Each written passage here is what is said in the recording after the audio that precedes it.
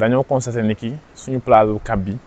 te même bu dul plage bi ci dex yi sax dafa bëri ay cas de noyade boo xoolee at bu nekk dafay bëri dafay am mu répété ñu xalaat lu koy arrêté mooy jàngal ñi ñuy fay teel a jàngal xale yi nu ñuy déplacé wu ci ndox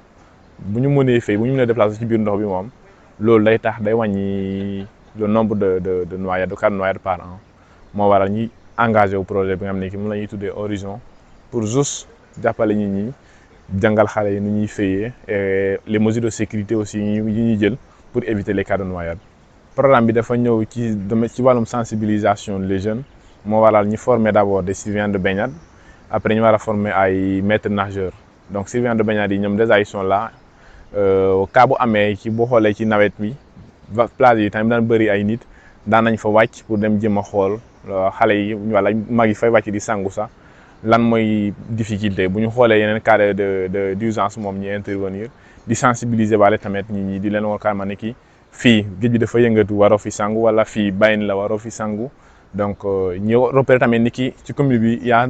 un très grand besoin ci wàllum fay ñi fii boo xoolee la xale yi surtout mun naa ne 99% mënuñu fay et c'est ce qui est anormal mooy indi souvent noyade yi day dem di sangu plage parce que dafa tàng mu wàcc plage te mënul fay donc problème bu ndaw vague bi mën na ko yëkkati le temps mu wàccaat ba amul appui rek pied rek ndox bi mën na ko yóbbu. dañoo am ñan lay ciblé parce que projet bi boo xoolee ba xool débuté woguñu ko officiellement donc lii phase test la ñun suñu cible mooy xale yi nekk ci école yi bu ñu mënee am ci école yi mooy jël ci école yi ñu leen di fay tànn di leen jàngal dinañu loolu ndax mooy suñu cible école yi parce que boo xoolee ba xool xale yi yëpp ñu ngi ci école yi donc bu ñu jëlee ci école yi di jël bu yàggee école bi dañ koy jeexal ce qui fait que xale yi yëpp ay mun fay parce que la programme bu ñu bëgg a dérouler ci école yi lay doon. mën naa ne tey jot eggaguñu ci ay technique instant yi ñu ngi ci ay phase de préparation lañ nekk donc tey mooy suñu deuxième séance ak ñoom keroog dañuy ñëwoon ñi daan def la phase de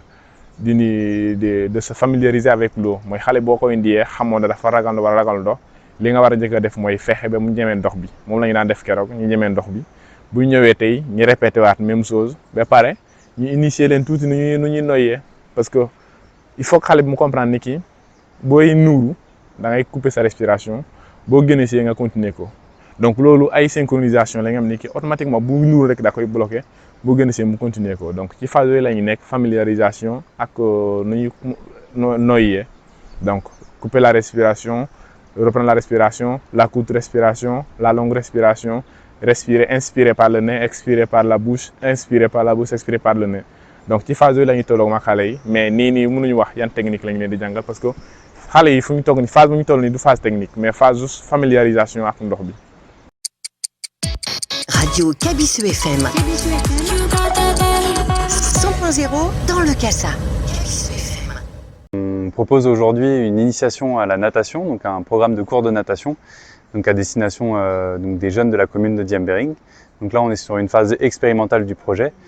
qui vise justement à accompagner donc les jeunes dans l'apprentissage de la nage pour d'une part lutter contre les noyades, le risque de noyade, et d'autre part pour les émanciper et leur proposer justement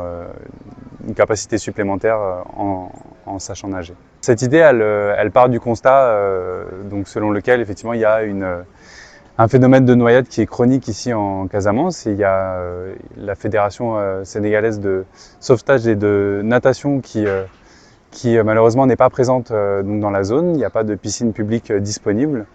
Donc en conséquence, les jeunes ne peuvent pas apprendre à nager ni dans le cadre des programmes scolaires et ne peuvent pas obtenir des cours de natation sauf à payer souvent des sommes qui sont un peu importantes. Donc l'idée donc du programme, c'est justement de proposer des cours de natation qui soient gratuits et qui soient proposés dans des piscines privées, donc puisqu'il y a des propriétaires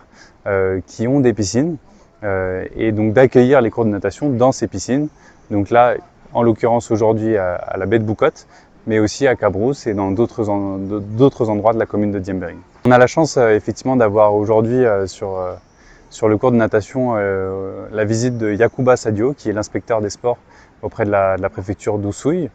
donc qui nous accompagne dans le cadre de tous nos projets, dans le cadre des événements sportifs qu'on a organisés pendant tout le long de l'année, et là dans le cadre de ce nouveau projet. Donc c'est un allié effectivement de taille pour nous. Ce programme de natation, il intervient dans la continuité de nos activités sportives à Casama Santé. Donc je rappelle que le pôle sport de Casama Santé donc,